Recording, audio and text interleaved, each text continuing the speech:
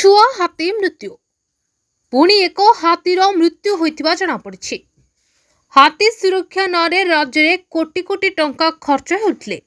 One विभाग कर्मचारी अपारगपणीय जोगु पुणी एक हाथी छुआर मृत्यु होइछि।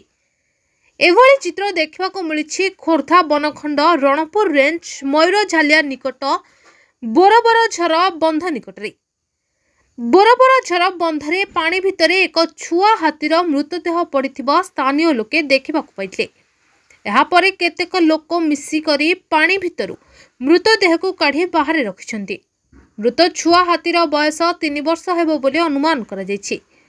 गतकाली रातिरे 21 टिकिया हाथीपोल बोरबरझर बंध निकटरे थिबा छुआ हाथी किभली एकुटिया रहिला ताहा समस्तंकु विस्मित करिछि।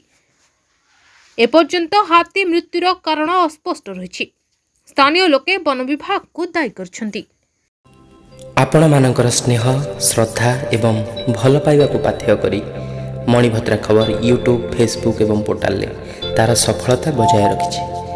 एहाको आहुरी लोकप्रिय करने को ई पेपर शुभारंभ मध्य करा जायछि। आमको यही भली प्रेरणा एवं सहयोग जोगाइबा सहित लाइक शेयर एवं सब्सक्राइब करंतु। मणिभद्रा खबर संपर्क जनतार।